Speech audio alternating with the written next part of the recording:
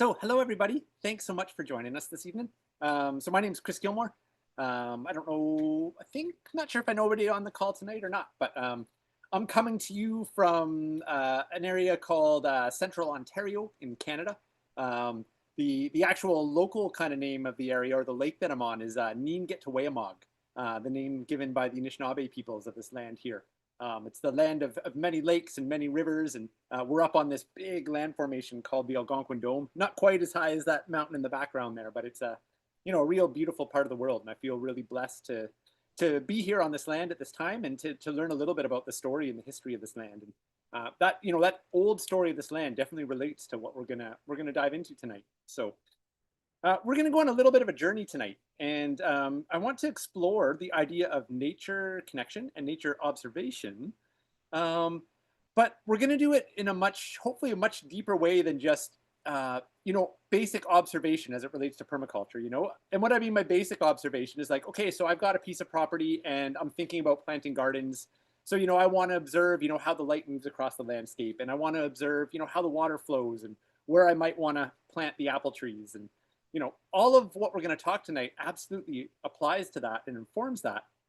But I'd actually like to go quite a bit deeper tonight and kind of speak to this deep historical journey that humans have been in relationship with the land, and recognize the living story that's happening all around us in the environment and what it means to come into relation with that story and come into reciprocity with that story.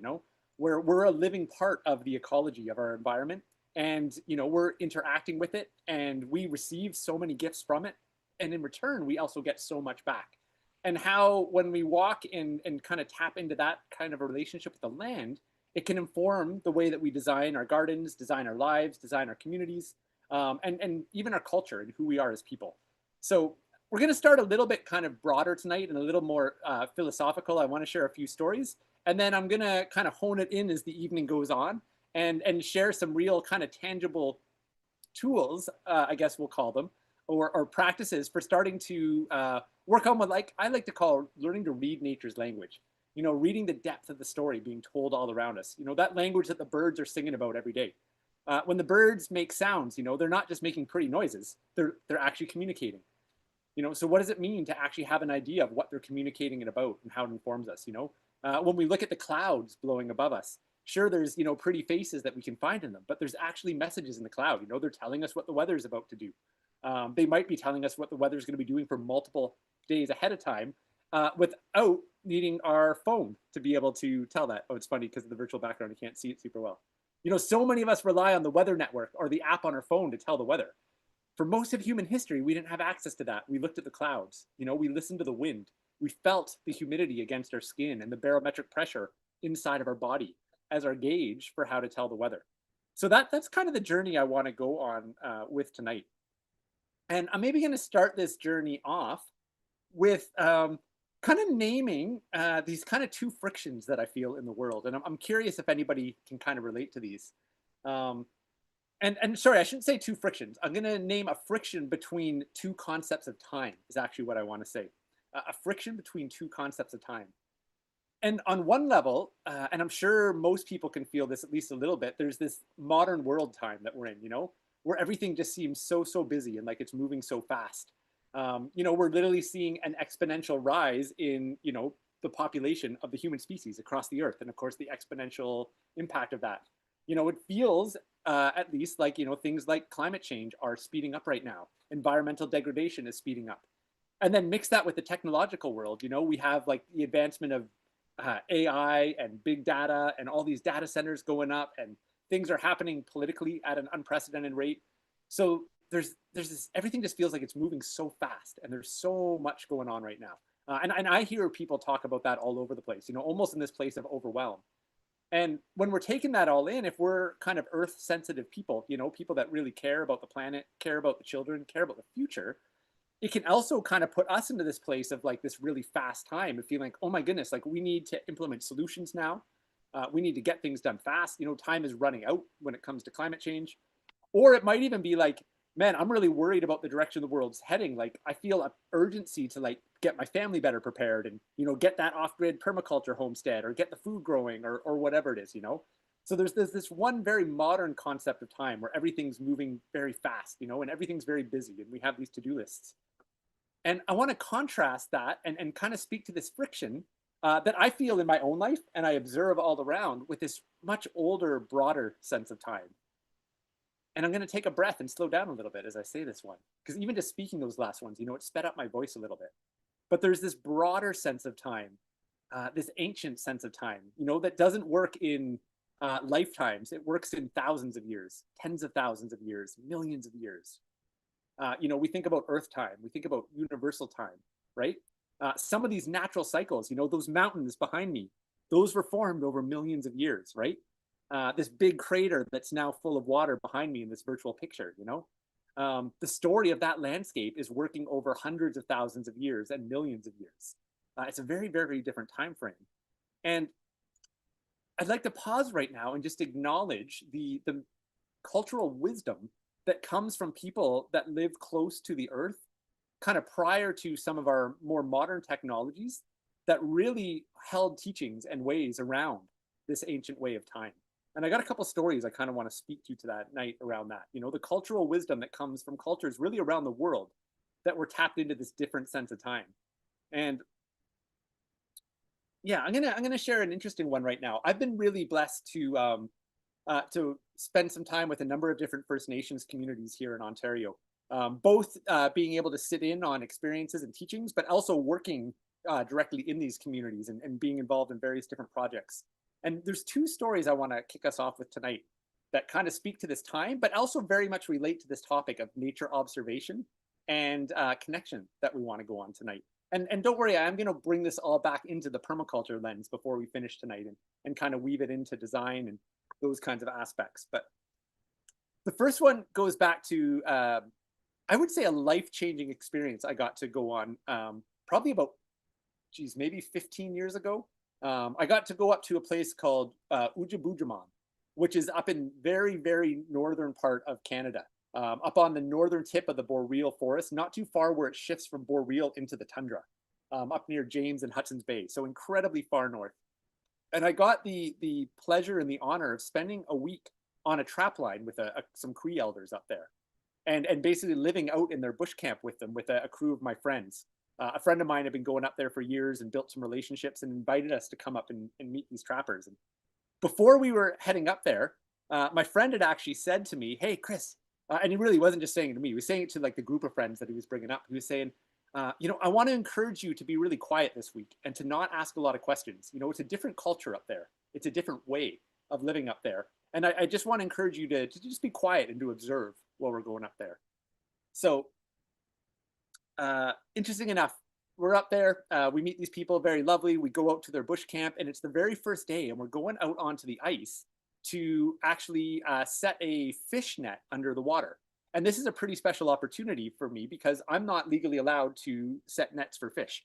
But because they are in their traditional territory, exercising their traditional rights, this is an activity that they're allowed to do, to put these nets under the water. So we get out there, and this elder, David, this Cree elder, he's got his ice pick, and he's just about to go and pick into the ice. And one of the people from our group goes and puts up their hand to ask him a question. And I love this moment. Like, this was actually, as simple as it sounds, was literally a life-changing moment for me. So one of the guys in our group goes to put up his hand, and David looks at him and he says, "How can you even have a question? You haven't watched me do anything yet." And then he just turns his head and looks back down. And this was kind of like paradigm shattering for me because I come from this Western mind frame where there is no dumb question. And suddenly I'm in this environment where actually most questions are kind of dumb questions if you didn't spend enough time actually observing and thinking before you ask them. It was quite a contrast to like kind of the Western education system I was brought up in. So that kind of just set the tone for the whole week. And the beautiful story, though, that I'd really like to hit on tonight. So I noticed a pattern really, really quickly. So David would get up at sunrise every morning and he'd go out and he would drink a coffee and he would sit there and he would watch the sunrise over top of this frozen lake. It would be like -30, super, super cold. And I picked up on this and I thought, wow, I basically the first day I realized that, I thought, you know what, I'm going to go out and just stand behind David tomorrow morning, but not say anything. So, I got up, I set my alarm, got up before the sun came up, went and got a coffee, walked out, sat there, walked up beside David. He just kind of nodded to me, and we sat there and sipped coffee. Sunrise comes up, super quiet, super beautiful, didn't say a word. At some point, David turns around, walks back in. And this basically goes on every single day. We're there for, I think, 7 days, maybe 10 days. I don't remember. But basically, that happens every single day. And David doesn't say a word to me the whole time. The very last morning of the trip, all of a sudden, he drops into this story. And it's a super beautiful and super potent one. And the essence of the story is he tells me, when I was a young kid, my uncle was a trapper. And I always looked up to my uncle and I wanted to learn to trap and take over his trapping line one day. And I went to him one year and said, hey, I want to learn from you. Can I take over or can I come up with you on the trapping line? And his uncle basically brought him out on the trapping line. And that year, he basically did all the grunt work. And he's basically, the way he's telling it to me is like, my uncle never taught me anything. He never told me about the animals. He never told me what he was doing. He basically had me carrying all the hard stuff, digging the holes, cleaning stuff, skinning, things of that nature. And he says, in my mind, I'm thinking, next year, maybe my uncle's going to start actually showing me some stuff. So long story short, there's a lot more to this story than this, the detail of it. And I don't want to recite the whole story. It was a pretty special moment and told in that moment. But there's a teaching I want to pull from it tonight that really struck with me. And really, I'm not sharing David's story with you. I'm sharing my perspective on receiving this story and how it relates to this concept of observation and nature connection. So David tells me that a year goes by and it's the following fall, and he now has it's this beginning of the trapping season. So he goes up to his uncle and basically same kind of thing, says, okay, I'm ready to get started with this year's trapping season. And his uncle basically says to him, the trap line is yours this year. I'm retiring. You've learned or you've seen everything you need to see. It's all there already. And basically his uncle walks away and now he's inherited the trap line without ever being taught anything. And it got me really thinking about, when he shut down my friend that first night and said, how can you even have a question when you haven't watched me do anything yet? And it got me thinking about, how different your brain might be if you lived in a culture that involved having to observe on that deep of a level.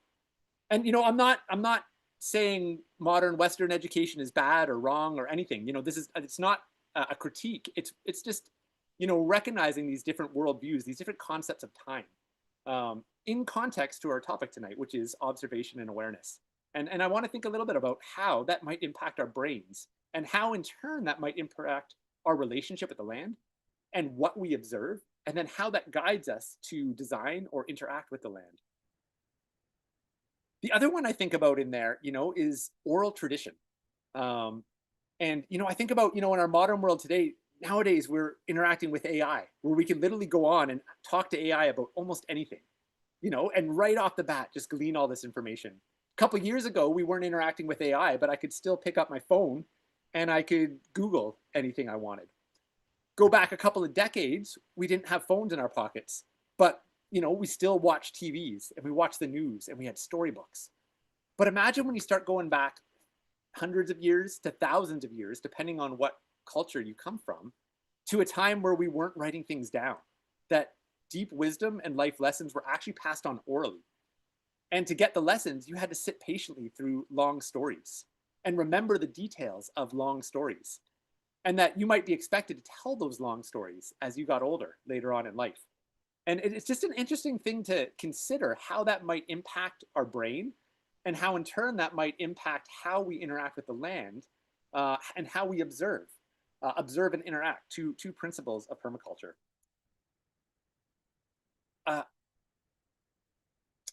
There's so many teachings, that I've been fortunate to sit on in my times with working with Anishinaabe cultures, but those aren't my teachings to share, although they've touched me deeply. What this has done for me is open me up to this idea of, when did my ancestors live that close to the land though? What are their stories? What were their observational tools? Were their ways similar or different? And, my part of my ancestry comes from the northern tip of Scotland, up in the Highlands, and the Gaelic culture of Scotland, the Gaels. And the Gael peoples are still there today, right? And that's a very fascinating story, the more that I dig into it as well. And interesting enough, I was actually on a call earlier today where we were looking at ancient Gaelic mythology and how it relates to how we live in today's world. And part of the essence of this talk that I was a part of earlier today, and I wasn't actually presenting, I was listening in on this one, was, for some of us, some of you on this call listening, you may come from an intact culture where you have those old traditions and you have the stories of when your people live close to the land. Or maybe you come from a culture where you have fragments and little pieces that you're trying to put together. Maybe you're like me, where you actually didn't really have any of that growing up. I was very much brought up in like a modern suburbs context. Culture wasn't something we really thought about. We watched baseball games and ate hot dogs and watched TV when I was growing up. So when you're touched by the land and you're touched by these old stories of other cultures, but you don't come from it yourself, at least there's been a long broken lineage. How do you start to, what do you start to do with that? And this girl from the call today, Stephanie Mackay is her name. Beautiful girl. You can check her out. StephanieMackay.ca is her website, and she does some beautiful, beautiful work around looking at Indo-European mythology and stories, and kind of pulling out, what are the lessons that we can draw from ancient European stories and ancient mythology that actually help us know how to live in this modern world. For some of us living in a land that our ancestors have not been in for very long, and how do we reconnect with that land and learn how to observe and find our instructions for how to live within that. So she was doing some beautiful, beautiful teachings from the Gael history and lineage today.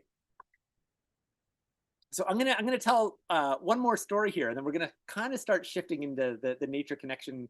Well, it's all the nature connection piece. We're gonna start shifting some of the tools we're gonna work with, I guess I'll say, in a moment. But I want to share one more story, and it's another story kind of contrasting these two concepts of time, these two frictions. And hopefully, as I go deeper into this call, it's all going to start weaving together and gelling and making sense to you how it's related, if it's not already. So the other story is actually a story from this year and an experience I had. So I've been working with a First Nation called Rama First Nation, or the Chippewas of Rama.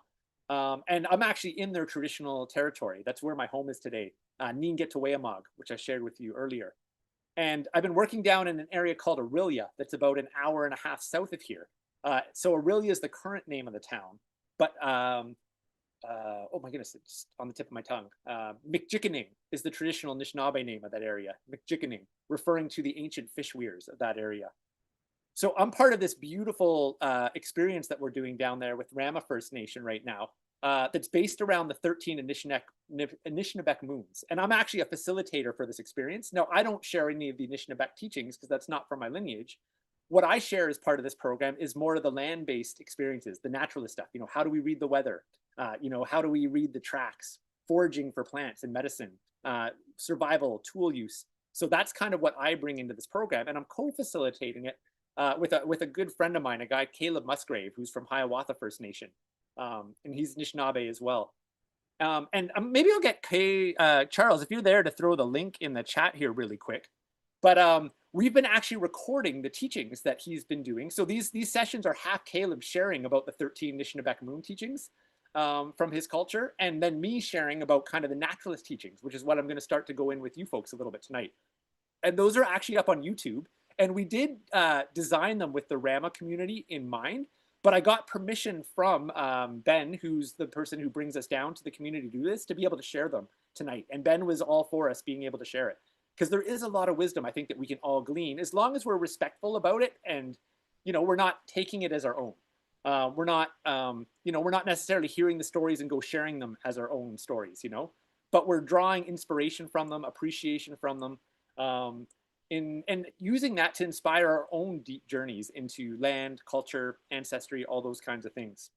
And ultimately being better caretakers and stewards of the earth. So we had permission to share those teachings with you tonight. So long story short here, Caleb is coming up to my area, and we're celebrating Odaimin. I might be pronouncing it wrong. Odaimin Gizis. I think that's it. Odaimin. Odaimin strawberry in Ojibwe, and Gizis moon. So we're celebrating the strawberry moon. And that's one of the recordings you can watch on there, is the strawberry moon recording. And, in Caleb's teachings, there's all these associations that come with that calendar.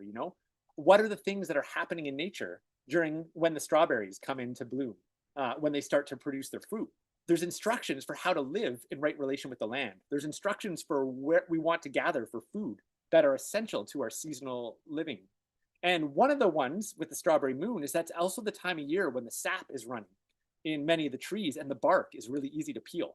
And of course, bark in ancient times and even in modern times has so many practical uses, whether it's making rope or shelter or clothing or medicine or food.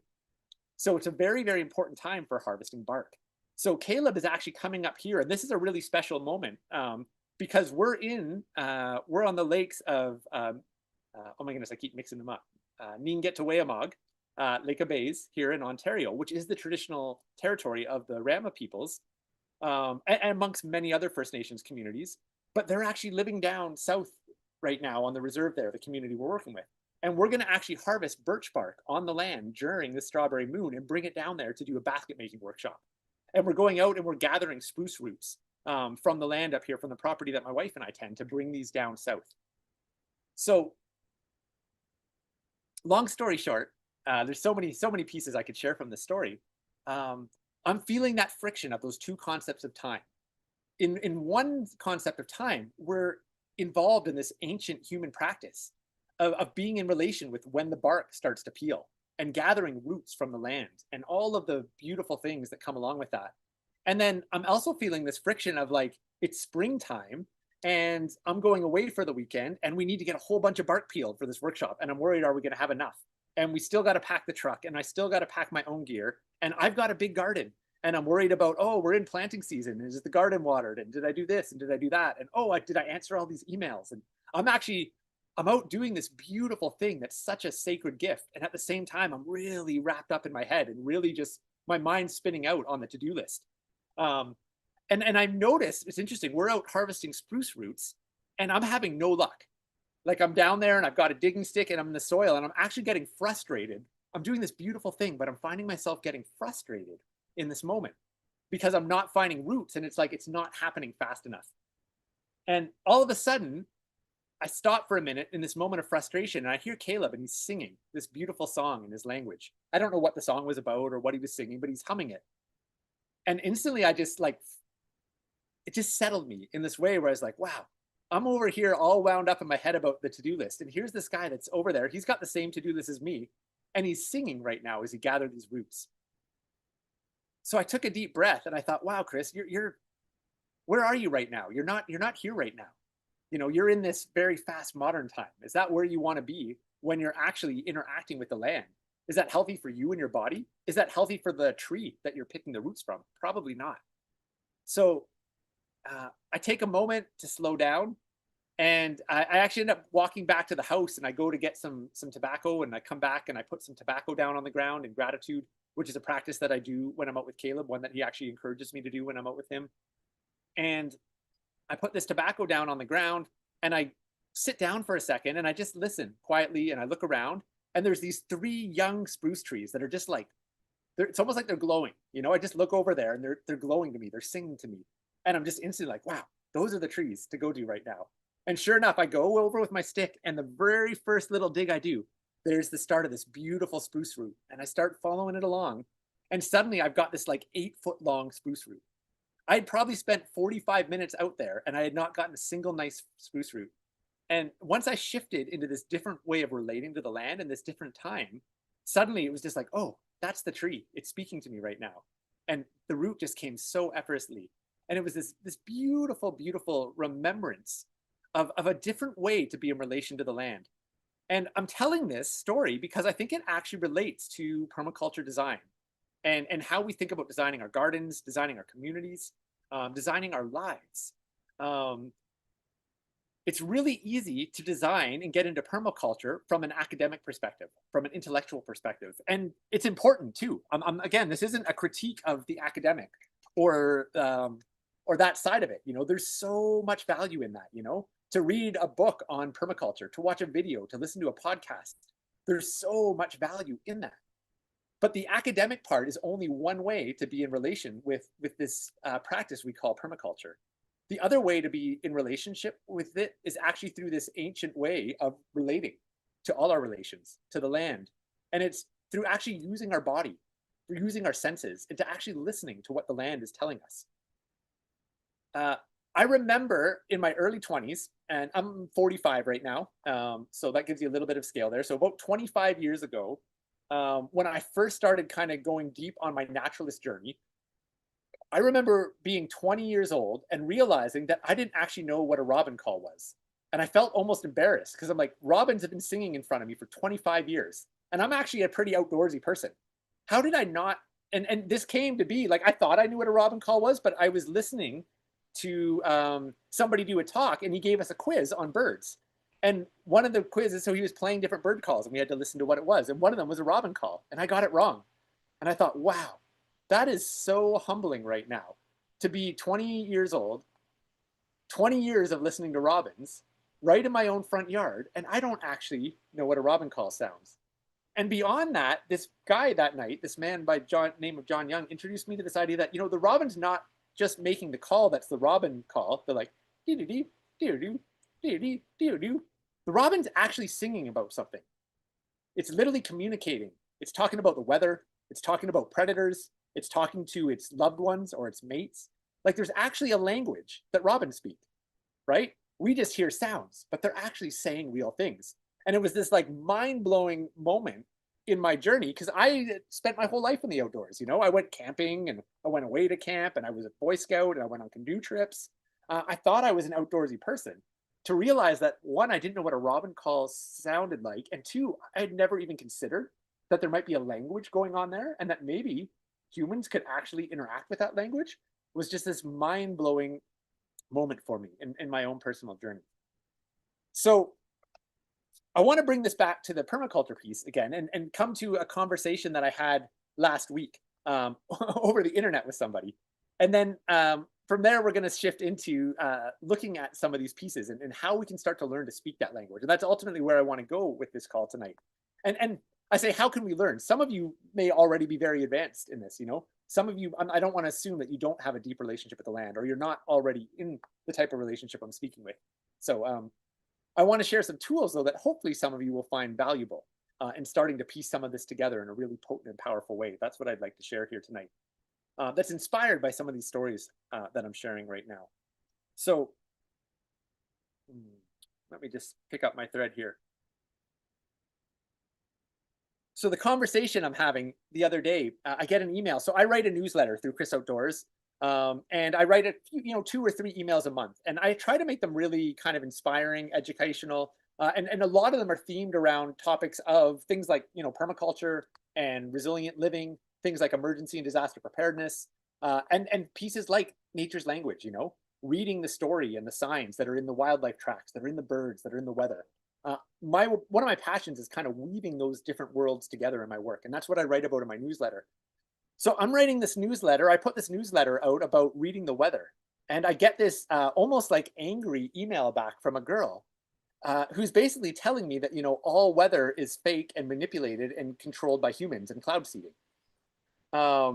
And I go back and forth with her a little bit, and I'm open-minded and I want to listen to her. And you can go do some research. Like cloud seeding is a very real thing. There's registered companies in the U.S. and Canada that are experimenting with things that they can do to impact the weather. And I think that's maybe where the start of some of these crazy conspiracy theories kind of get started. People start putting 2 and 2 together, and then maybe fill in some stuff in between. I don't want to even go down that rabbit hole right now around the weather engineering. That's not the point of the talk here right now. The point being, I realized pretty quickly in this thing that this girl's experience with weather is from watching YouTube videos and reading articles from this conspiracy theory lens about weather. And I realized pretty quickly, I don't think this girl has actually spent substantial amount of time actually watching clouds and actually feeling the wind on her skin, and really taking it in with her own body and her own senses, or else she wouldn't actually be saying some of the things or believe some of the things that she did. Like some of these weather patterns that we're looking at, and I think it's very fair to say that things are being influenced by climate change, and we could go on a huge debate as to, sure, yes, climate change is influencing the weather. We're seeing new things happening in weather. Absolutely. But there's some very, very ancient things that still happen in the weather that we can pay attention to and read. And she was arguing that that didn't exist anymore.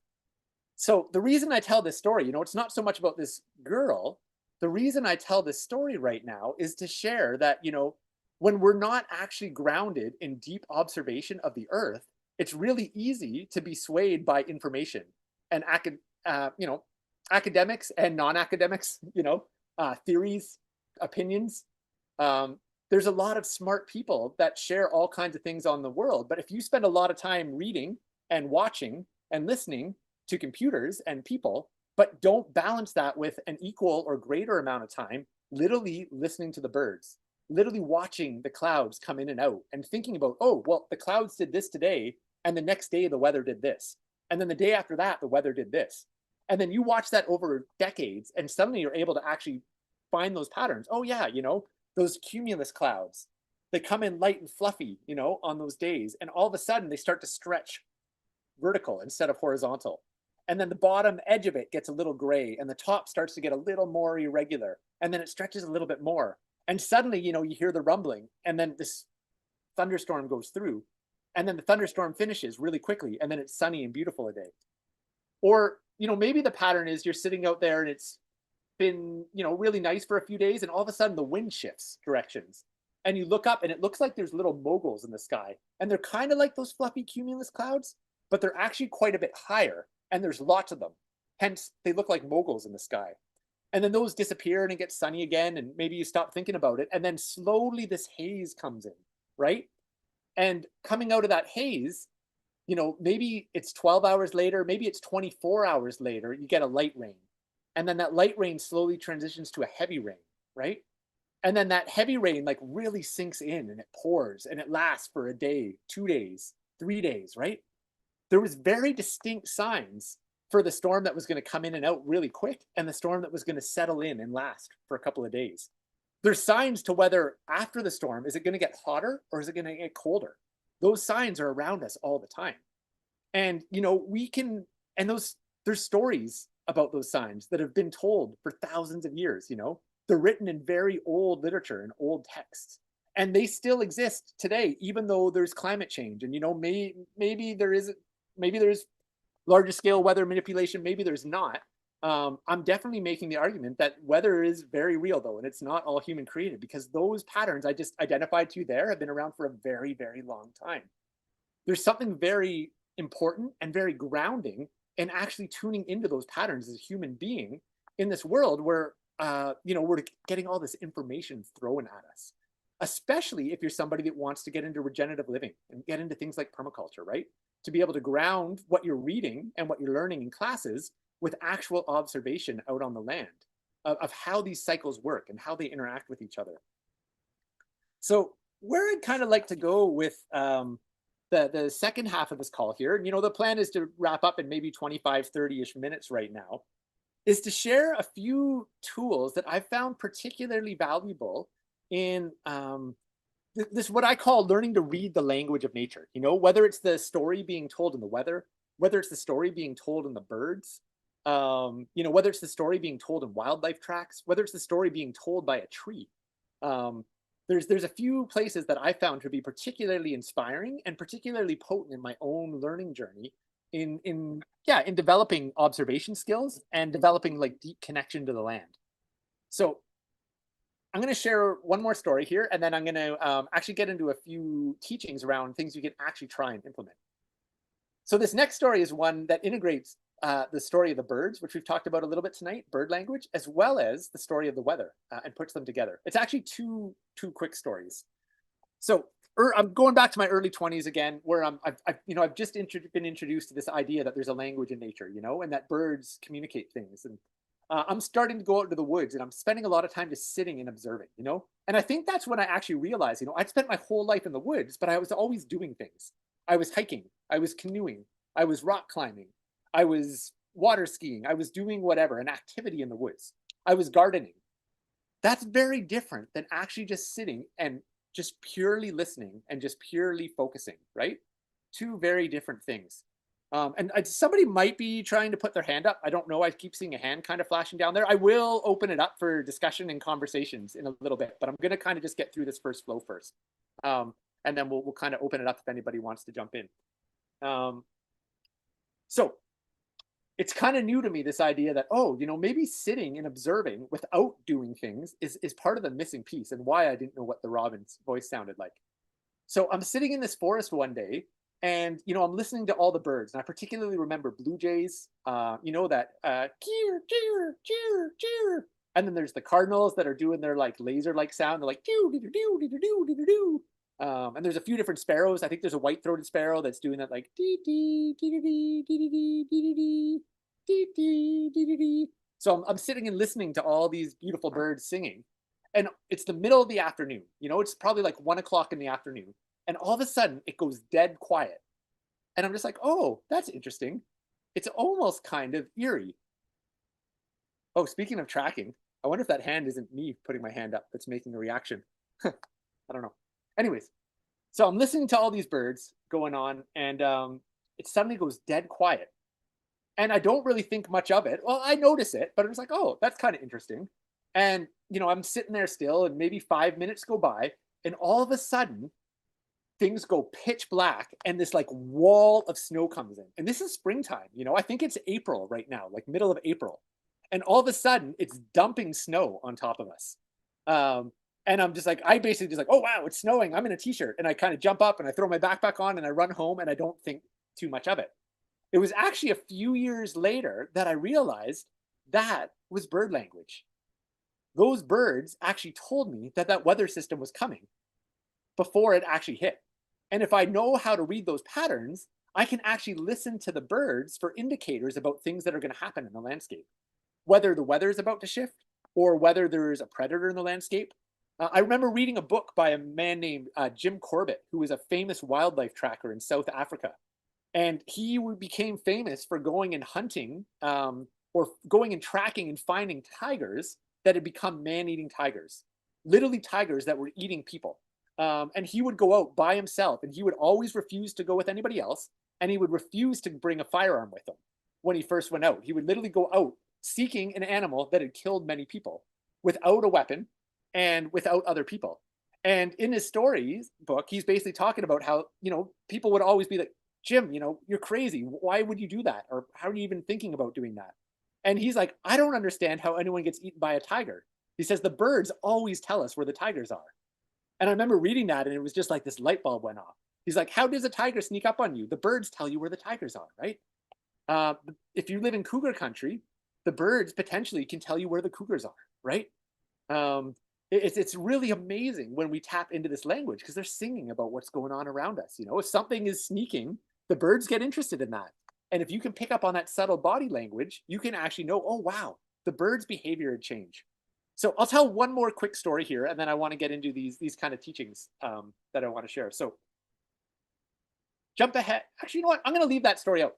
It's kind of a similar point to that last story I said, and I think it's already been covered in that story. And I've told quite a few already, so I'm gonna keep going. But the essence of it, listening to the birds can tell us the weather is going to shift. It can also tell us where predators are in the landscape, amongst a host of other different things. So I find bird language and weather to be two really, really potent tools for being able to tap into this greater awareness of what's going on around us. I'm going to share a slide right now, and I want to share. So, how the question here next is, so how do you start reading the weather in that kind of way if you don't do this already? How do you start knowing what the birds are saying if you don't do that already? So, I'm going to share a slide here. Give me 1 second.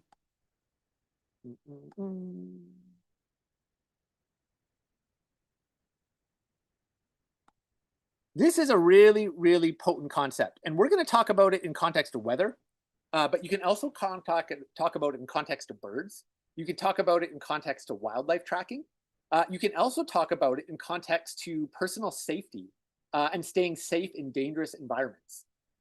It's kind of a universal principle, this idea of baseline. And baseline ultimately means kind of what is normal in any environment.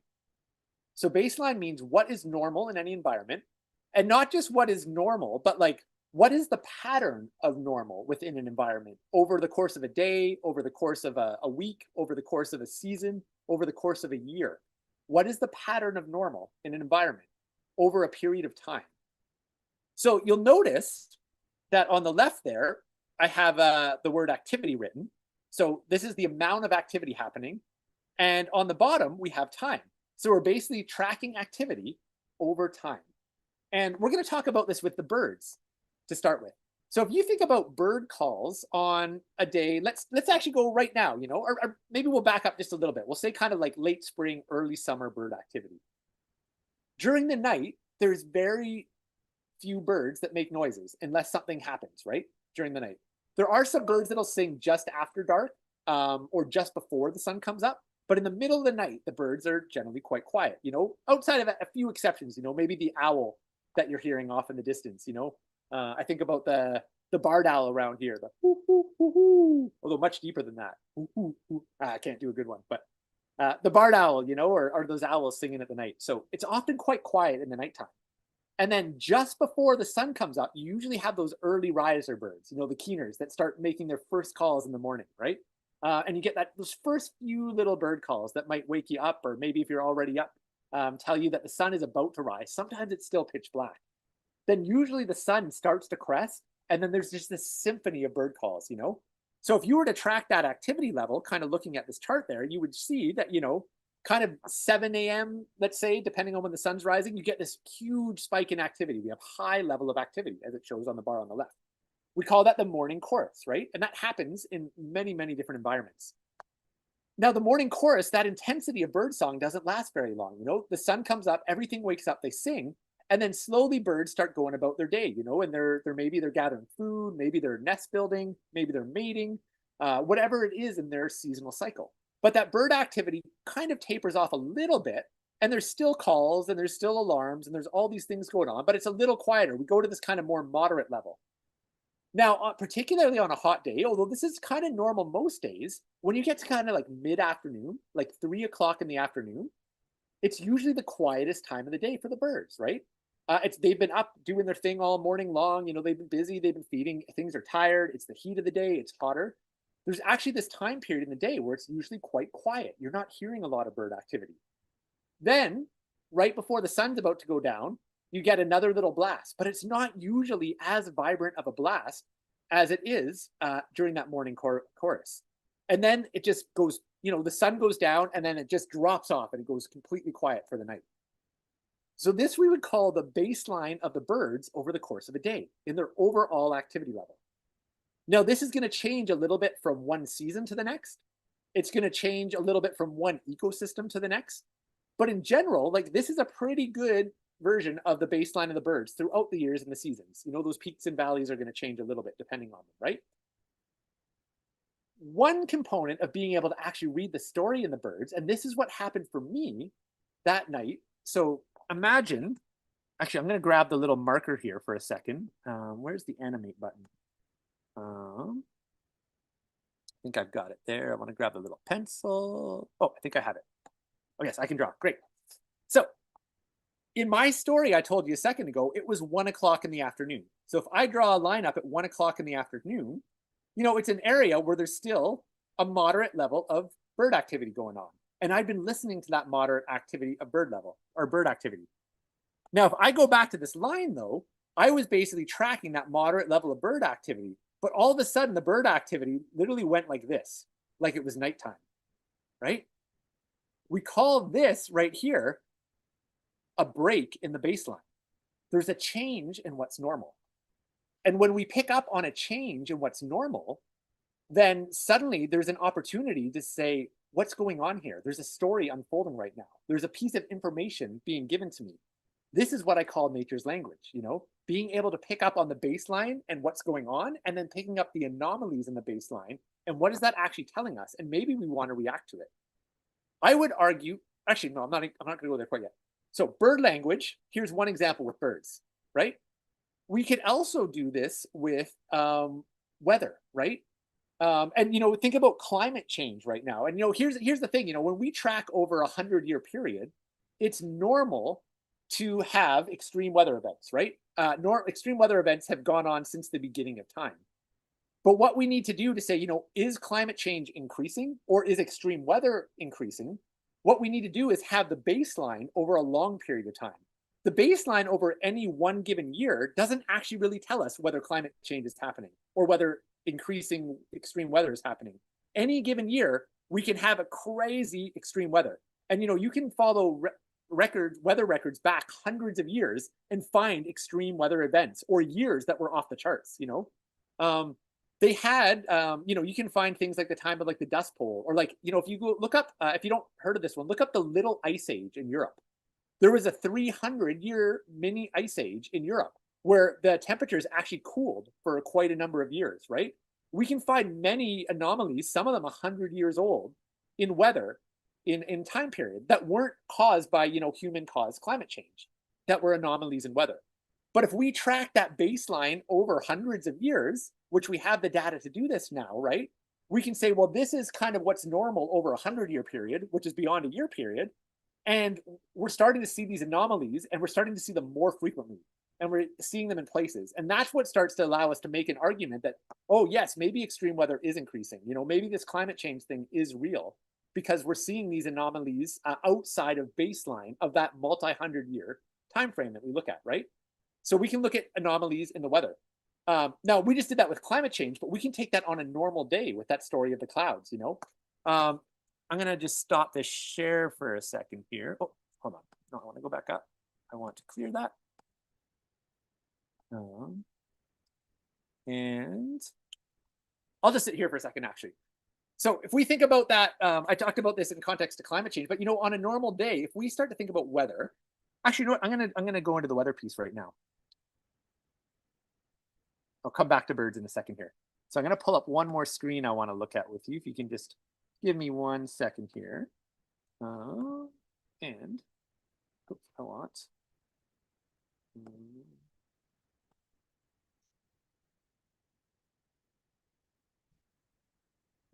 Images. That. And I'm going to go back here and I'm going to share my screen. Thanks for your patience. Share screen. So we're going to look at some pictures of cumulus clouds right now.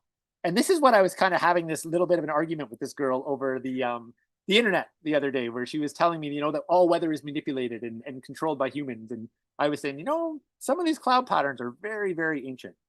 So if I was to look at this one, can you guys see can someone nod? Patty, I can see your face. Can you see the little cursor, the little hand I'm moving around? Okay, great. Yeah. Perfect. So for example, this one that I'm moving around that's kind of in the middle, you'll notice that cumulus cloud is long and drawn out, right? It's moves across the screen horizontally. Or even this next one right below it, where we see kind of, it looks like the field that we're looking out across there and all the grasses, and we see these long drawn out cumulus clouds, right? Cumulus clouds forming on nice weather days is baseline weather events, right? Because basically what cumulus clouds are formed by surface level moisture. So basically moisture. So you imagine at nighttime, the earth, everything kind of cools down. The atmosphere cools down a little bit. Everything dissipates, all the clouds dissipate off. Everything gets a little bit cooler. Condensation forms on the top of the earth during the day, and then we also have natural water bodies and all these different things. And then the sun comes up in the morning. As soon as the sun comes up, it starts to heat the earth's surface, right? As it heats the earth's surface, moisture starts to evaporate and move up into the atmosphere. As it moves up into the atmosphere further from the warm earth, it starts to cool. As it cools, it starts to condense. And as it condenses, it starts to form cumulus clouds. So seeing these white, fluffy cumulus clouds on a nice, clear, sunny day is actually normal weather. Most of the time, it doesn't mean it's going to rain. We would call that baseline activity. Does that kind of make sense how I'm relating this to the baseline of the birds? Like there's the baseline of the birds, the normal activity level. There's the baseline of what the cloud should look like during a long stretch of nice, warm weather, right? We get these cumulus clouds. Now, if we go over to this picture on the left here, though, now I'm circling there, what you'll notice with this picture here is instead of the clouds being horizontal, they're starting to grow vertically. What vertical clouds, cumulus clouds, means is that the moisture is actually, there's more moisture in there. It's getting denser. And as it gets denser, it gets heavier and starts to weigh down. So the first sign of cumulus clouds, this is a perfect picture right here. So this one right here in the middle, you'll notice the bottom of the cloud is getting a little bit gray. The top of it, but it's still pretty flat across the bottom. The top of it is starting to get a little more irregular. It's still a little more horizontal than vertical, but it's starting to grow more vertical, right? So this is going to be one of the nature awareness challenges that I want to leave you with going out of here. If you're not somebody that's already a weather watcher, the next time you have a nice kind of warm stretch with nice weather, I want to encourage you to start watching the cumulus clouds and just get a feel for what normal cumulus clouds. Pay attention to when they form what time of day do you start seeing them? Maybe pay attention to where you see them, and you might notice that, oh, I always see them form in the same area. I wonder why that is. There's probably a reason for that, right? In different ecosystems, you're going to find the cumulus clouds actually form in different areas because of their relationship between all these cycles, right? So the bottom of the cloud, though, all of a sudden you notice, oh, it's getting a little darker on the bottom and it's starting to stretch vertically. And then we get down to this cloud down here, where it's all of a sudden the clouds are actually taller than they are wider. When they hit that point where they're taller than they are wider, and particularly when the bottom edge starts to get irregular as well. I don't know if there's one in here that'll show it, but anyway, yeah, there's a few great ones in here. When they start to get taller than they are wider, and you start to get irregular edges on the bottom, it's not flat anymore, that's usually the sign that a weather system is about to come through. Now, most of the time, this is a weather system that's actually going to come through relatively quickly and then leave relatively quickly. You're not going to get a lot of rain usually when it comes this way. The flip side of that is what we'll call the cirrostratus clouds coming in that I described, when it looks like the moguls and they're higher up. And then you get the low haze that comes in after it, This might be a sign. So when you get the cumulus cloud stretching, it often means you're going to get volatile weather within hours, if not minutes. When you get those moguls in the sky, followed by that haze, you're usually talking about 8 to 12 hours, maybe even 24 to 48 hours before the weather comes in. And usually that means the entire system is changing, and it's you're going to have a longer rain front that's coming in from it, right? So I find, weather and watching clouds is a beautiful way to kind of connect us to these ancient cycles and these ancient patterns, and to really ground us in the story that's being told around us. And of course, as gardeners, as permaculturalists, being able to read the weather is very relevant too. Do I need to water my garden tonight? Maybe I need to get the rain barrel prepped to catch this water. And, maybe I'm looking at the sky and I'm like, oh, do I get the rain barrel ready? And it's like, do I water this morning? And, you look at your phone and the phone says, oh, it's supposed to rain today. And you're like, oh, okay, well, then I'm not going to bother raining. But it's that scenario where you're actually getting those cumulus clouds. They're stretching vertically. And then all of a sudden the storm goes through, and, maybe it downpoured for 20 minutes, but it only penetrated a centimeter or two into the soil, and the garden is still really, really dry, right?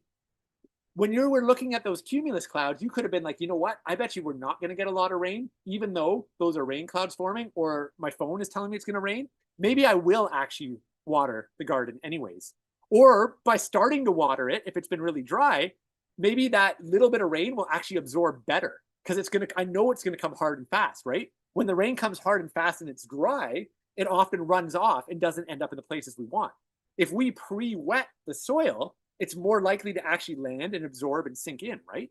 So there's a direct example around, being able to literally read the sky might influence what you're going to do in your garden with your watering or your rain catchment on any given day, right? I'm going to go back to my slideshow for a second here, and I've probably got maybe let's say 10 minutes left of my talking, and then I'll kind of open it up for any kind of question and answers. And I want to leave you with a few challenges. But challenge number one, if you're not already doing it, is to start watching the cumulus clouds. And if you want to add another layer to that, is pair watching those cumulus cloud patterns with paying attention to shifts in wind direction. And this is a pattern I do every single day. As soon as I walk outside in the morning, I ask myself, which way is the wind blowing from? And I pay attention to which way the wind's blowing from. And then I notice when the wind shifts. There's so much information in the shifting winds into what's going on in nature's story. So I'll leave those two with you. Shifting winds and clouds. Those are homework pieces one, if you choose to accept the homework, not mandatory. Okay, let's go back here. Where did my slideshow go? Hold on. Oh, I think I know what happened. Back over to you. Okay, let's share part number 2. Okay, back to the slideshow. The next one I want to share is this idea of bird language that we've already talked about a little bit tonight. Bird language is quite complex. It really is a long journey of starting to learn, but it can be as simple as, oh, the baseline is there should be a lot of activity right now. It's gone quiet. Maybe something's going to happen. And if you notice that and just make note, and then something does happen, you might be like, oh, I wonder if those things are connected. And of course, the first time it happens, you don't actually really know whether it's connected or not, but you can make a hypothesis that I think those two things might have been connected. Over time, days, months, years, decades, those search images get strong enough that you can confidently say like, oh no, now I know that this means this, or very likely means this, right? So one really, really great tool is this idea of the voices of the birds, the 5 voices of the birds that are kind of universal. The first voice we talk about is like songs or territorial calls, you know? During that morning chorus, most of the birds are singing.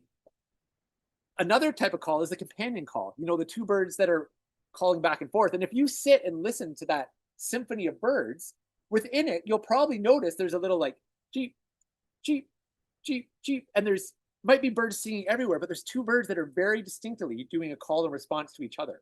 And it might be really quiet and subtle, right? That's a companion call. They're talking to each other. Then there's alarm calls, you know, there's a predator. So when the cougar is coming, you know, that robin might go from the dee-dee-dee, dee-dee-dee, dee-dee-dee, dee-dee-dee to tut, tut, tut, tut, tut. It's maybe not the best tone for robin, but the cadence is kind of there. You know, it's like dee-dee-dee, dee-dee-dee, dee-dee-dee, dee-dee-dee. So that's the robin song. It goes into this very clear, like tuck, tuck, tuck, tuck, tuck, tuck call for when it starts to alarm, right? So a couple other ones, you know, male to male aggression when they're fighting, fledglings begging. Those are some of the types of calls that you might come across. So what I would encourage folks to do, and I'm going to share a really great website resource. It's called birdlanguage.com. And I'm going to get Charles to throw that one in the chat for us really quick. Birdlanguage.com.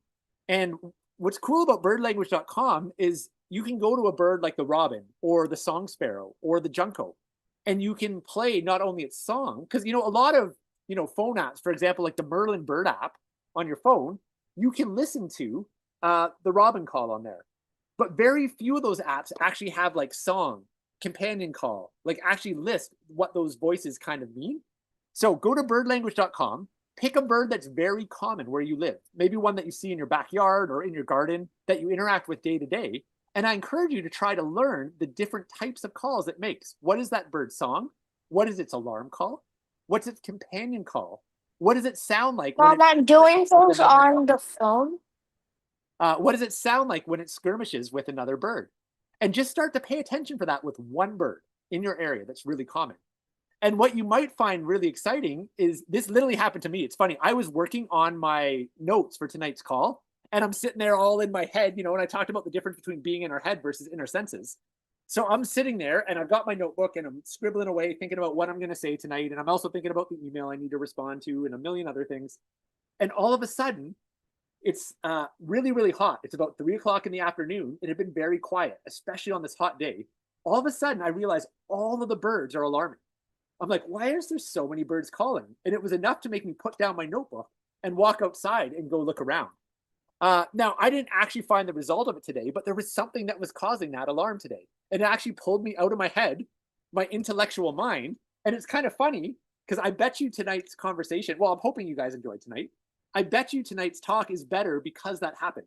Because if I designed this talk just from my intellectual thoughts on nature language, that's very different than grounding it in like, I'm doing this and wow, the bird's actually saying, and I'm going to stop and I'm going to listen to that. And wow, suddenly that becomes part of the story that we're sharing here tonight, right?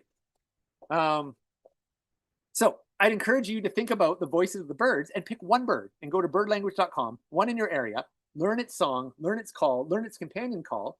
And while you're going about your busy day, stop and notice when it's making that call. If you hear it alarming, go take a look around. And oh, you know what? This story is worth a quick little bring in.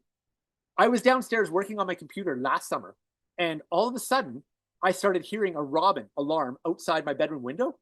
And I just had this feeling like, I got to go outside fast. I go running outside, and there's a red fox running across my lawn, and he has a chicken in his mouth. The red fox had actually snagged one of my chickens. I come out the front porch, the fox sees me, he drops the chicken and runs off. The chicken was completely fine, unscratched. He might have a little PTSD, might be a little bit of a stressed chicken, but he actually survived.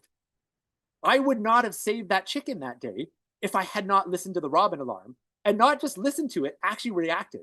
I needed to know that that is not the normal call of the robin. That's not the baseline call of the robin. That means something's going on in my yard. And I just had this inkling to be like, I want to know what's going on in my yard. I'm going to stop my computer work. And I just so happened to step outside as the fox was running across the yard with the chicken, right? So coming back into relation with being able to read that language has so much value in both how we tend to our homesteads and our permaculture projects, but how we interact with the natural world and interact with life. There's so many other avenues that I could pull this in, and maybe I'll just share this one really, really quickly here. I don't have time to go deep into this because we're kind of getting near the end of our talk tonight. But one of my passions is wildlife tracking, reading the stories that are written in the tracks of wildlife. And if you look at these patterns in front of us right now, that top one there, and we'll make this your third kind of homework challenge for those who choose to accept their homework. That top pattern we call a diagonal walk. It's the pattern that deer walk with, that domestic cats walk with. Dogs do it, but usually they're trotting, so it's a bit faster. But whether it's a domestic dog or a fox or a coyote or a wolf, but basically cats, dogs, and deer, and really all of our ungulates, moose, elk, if you're in the mountains, all move in this diagonal walk pattern, right? The pattern on the bottom is the pattern that the rabbit moves or the squirrel moves. We call it this bound pattern, a very different looking pattern. Now, here we talked about the baseline in the bird activity. We talked about the baseline in the weather. This is the baseline in the way that an animal moves across the landscape. So if I'm following a deer's track and it's walking in this diagonal pattern, I know that that deer feels comfortable right now. It feels safe. It's moving normally across the landscape. Same goes with the squirrel or the rabbit in that bottom picture. But what if I'm tracking the deer and it's in that diagonal pattern, and all of a sudden the pattern switches and there's a big space, and then the pattern looks like the pattern of the rabbit? Oh, something's going on. That deer is not calm anymore. That deer is stressed. It's running away. Or the bottom one, here's a really, really subtle one. And I'm going to highlight this one again. So you have this deer that's walking in its normal diagonal pattern here. And most people would walk along and would probably never notice this. But there's one track right here that just doesn't make sense, that's out of place. This is a break right here in the baseline. This tells me there's a story going on, something happened.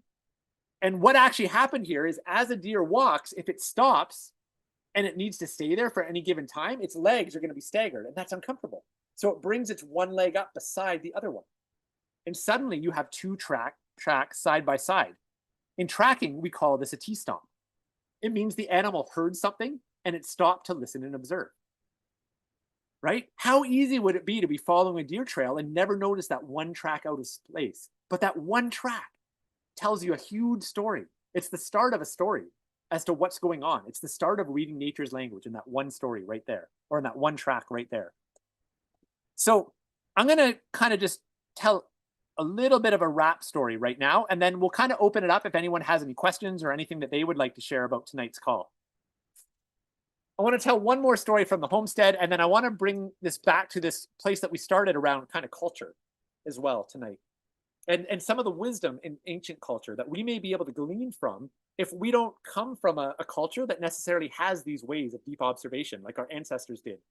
Or, you know, like the story I shared tonight of going out with that Cree family, where deep observation was very much inbuilt into their culture and their way of life. When we first started our permaculture farm, my wife and I have been fortunate to be the caretakers of this piece of land for about 15 years now. And it's been a real gift to watch it evolve over the years. And I can say when we first moved in, we were feeling that stress of time and also the excitement of just like this new project, right? And it was like, we need to do everything at once. One, because we're worried about the state of the world and we want to grow food and feel self-reliant, but also we just want to do it all right now because we're so excited, you know? And so we start planting everything that we can, and we're buying trees, and we try to start a nursery, and we get rabbits, and we get chickens, and we do all these things, and we're totally overwhelmed, and we waste a ton of money, and a whole bunch of it doesn't work. 15 years later, we approach things and add things at a much slower rate. And we find we have a much higher success rate when we move a lot slower on the homestead. In the early days, we did a lot of stuff really fast and a lot of things went wrong. A lot of stuff didn't work out. But here's another layer to this. And this is kind of where I want to, you know, when you think about tonight's call's theme, nature observation and connection and how it relates to permaculture design. When I first did my permaculture apprenticeship, which was over 20 years ago now, I remember being on this farm and I was really into gardening and I was really into plants at the time. I didn't actually know a lot about ecology. You know, I didn't know about the birds making their calls and that there was actually a language there. I didn't know how to read the weather. I didn't know how to track wildlife. but I was really passionate about plants. And I remember having this thought one day on the permaculture farm because we were literally going around to all these places and selling at markets, and we were telling everybody how we were doing sustainable agriculture, permaculture. And I had this thing being like, wow, Chris, you know so little actually about what's going on in the forest. How do you actually know this is sustainable? And I actually didn't have a way to answer that. Well, I read it in books. Academically, I've been told it is, and I'm doing these practices that I learned in books and I learned in a course and people taught me. So I'm just going to assume. But I didn't actually have my own observational tool set and my own deep relationship with the land in a way to actually know it from my own lived experience. I could only say that what we were doing was sustainable from quoting the books and the places that I'd learned the practices from. And that personally felt problematic to me in that time of my life. So that actually was part of what sent me on this 25-year journey I've been on wanting to really deepen that relationship with the land.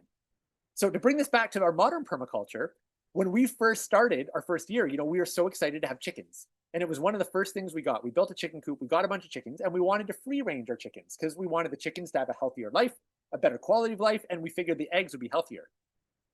Fortunately, this was 15 years ago, and we'd already been 10 years into our naturalist journey at this point, learning about ecology. And what we noticed when we first moved to the property is there was tons of frogs, tons of snakes, and particularly a rare species snake, a rarer species of snake called the yellow-bellied snake, and tons of toads around our house and our property and where we made our garden. After 3 years of free ranging the chickens, we realized we were not seeing that frogs, the snakes, and the toads anymore. And particularly this one snake that was a little bit more rare. And we realized that this was actually our impact on the land, that our chickens were actually, and we're free ranging them, according to permaculture principles, we could make the argument that we're doing sustainable agriculture, regenerative agriculture, permaculture, but we were actually having a negative impact on the amphibian population of that property. And if we didn't have the naturalist skills, and if we didn't take the time to actually observe, to know what the population was like before we started implementing our permaculture principles, we wouldn't have been able to notice that, oh, we actually did have an impact. Now, sometimes when we're doing, well, really, everything we do has an impact. Sometimes maybe we are going to choose to have an impact anyways, because absolutely our footprint on that land is changing the wildlife. It's absolutely changing the birds, the mammals, all kinds of things. There's no ifs about that. We want to do our best to create an integrated lifestyle where we reduce that as much as possible, right? And we realize that we actually have a choice as to where and how we range our chickens. And that's within our power to actually switch that up. Might maybe make a bit of a deal with Mother Nature and say, hey, you know what? There's a little area over here that we're going to range the chickens in now. And yes, we're going to reduce the frog population there, but we're going to make that substantially smaller than letting them free range everywhere. And basically 3 years later, we're back in this place where suddenly there's an abundance of the frogs, the toads, and the snakes again on the property, right? So I invite us back into this idea. I started tonight off talking about this idea of, nature observation is about a lot more than just where does the water drain and this is where I'm going to plant this.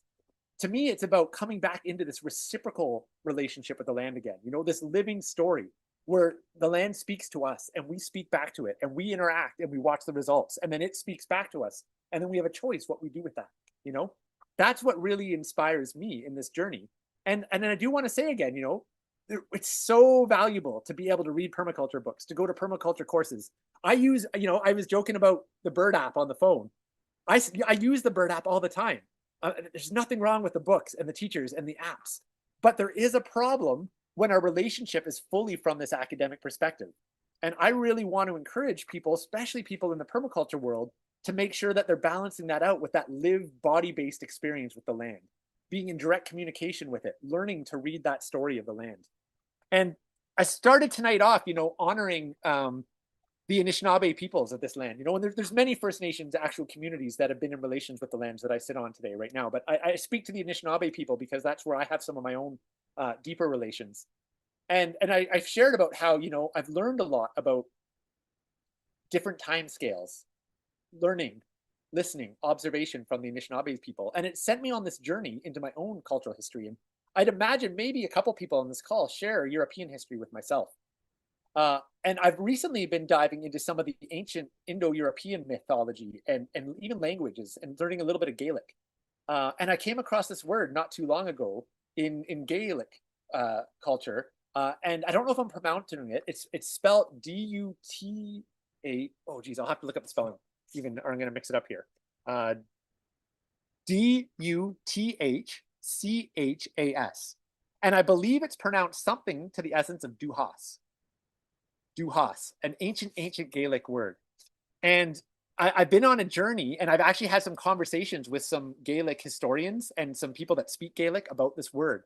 And in essence, what I've been learning, this word speaks to so many things. It's so much simpler than a word, and you almost can't translate it into English.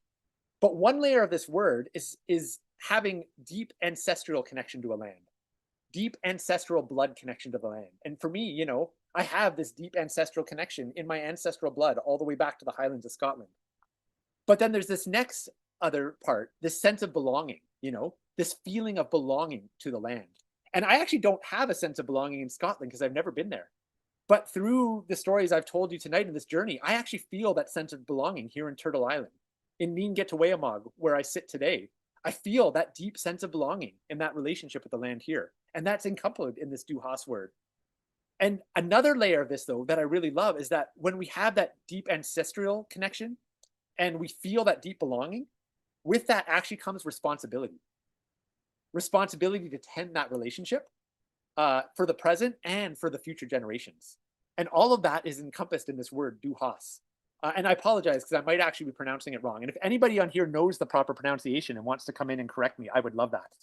So I'm going to maybe wrap with that little piece there. We went on a bit of a journey tonight talking about, this idea of connection and observation and going a little bit deeper into reciprocity, exploring the idea of relationship and exploring some of these tools. And maybe I'll just summarize those as my last point, some really potent areas I've found of developing this deeper sense of connection, relationship, and then being able to integrate that in the way we design as permaculturalists are things like reading the weather and the cumulus clouds. Things like listening to the birds and allowing the birds to pull us out of our intellectual minds and into our awareness, into that greater story of nature. Learning to read the stories in the tracks and the wildlife, right? And, for those of us that weren't brought up in a culture that was telling those stories of the deep connection, those stories that literally gave us instructions of how to live in right relation with the land, we have the ability to actually go on a journey of digging into that culture and exploring our cultural roots and going back to those old stories. And, I'll reference, I mentioned Stephanie Mackay today, and I don't think I gave Charles her link, but if you look up her name, stephaniemackay.ca is her website. And she does some beautiful in-person sessions out on the west coast of Canada, but also some online sessions exploring European mythology, but also, what are the lessons that we can take from them in living good lives in the modern world today? So I'm going to leave it there today. I don't know if that's what you were expecting, showing up for an observation and nature connection class as it relates to permaculture. In my mind, it's all related. Hopefully you feel that as well. And yeah, I'm going to maybe leave it there right now. I will mention one other thing, and then I'll open up. I'm just looking in the chat here. Okay, doesn't seem like there's too many questions in there. Charles just shared a bunch of links in the chat there. I do want to just mention a couple things coming up that might be of interest. One, I write a newsletter, and my newsletter is something I've been leaning into more and more. And in my newsletter, I write about things like we talked about tonight, sharing reflections and philosophy, but also tangible tools on connecting with the land and reading the weather and tracking. I talk about seasonal food and foraging and medicine making. I also talk about emergency preparedness and disaster preparedness and resilient living. I talk about permaculture and homesteading. So if that's of interest to you, you can go to chrisoutdoors.ca and you can get on the newsletter there. I usually send 2 or 3 emails a month. It's totally free. Not as much related tonight, although I weave it in. I actually have a background in emergency and disaster management. I've worked with governments. I've worked with businesses. I'm going to be teaching a class with Earth Activist Training this winter. We're actually doing an emergency planning class starting in January. And I weave in that nature-based component in it because I think that's so important. I call it holistic emergency preparedness because it's not just about the emergency response tactics, but we're weaving in relationship with the land. We're weaving in community. We're weaving in concepts like equity into these systems. So if that's of interest, you might want to check out the course we're running with EAT in January. And I also have a course coming up starting in October called Roadmap to Resilience. And the link's right there. You can also just find it on the Chris Outdoors website, but you can check that out. Charles has mentioned a couple other classes that are coming up with EAT. So Charles, I don't know if you want to say anything about any of those before we shift gears, and then I would like to just open it up. If anybody would like to ask a question, if you're inspired and have a story you want to share, if you want to tell me how to properly pronounce Du Haus, I would love to hear that as well.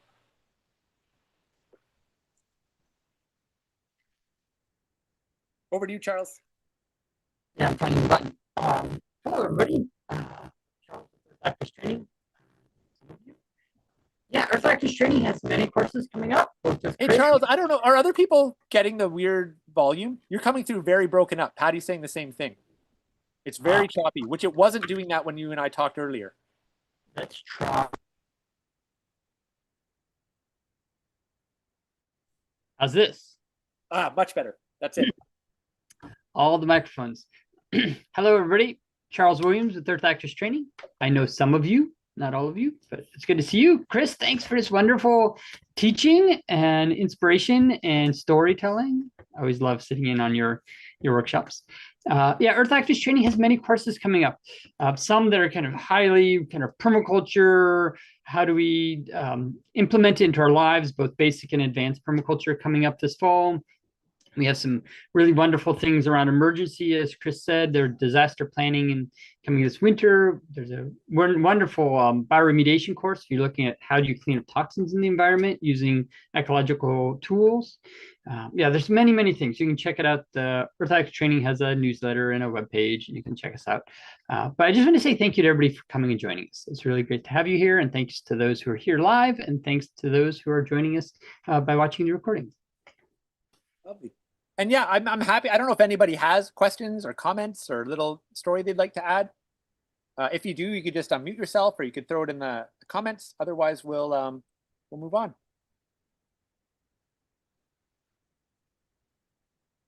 Nice. So glad you enjoyed, Patty. You're most welcome, Uncle Don. Anybody else? Unmute yourself, comment. Going once. Going twice. All right. I guess we'll call that a night. Thanks so much for joining in, everybody.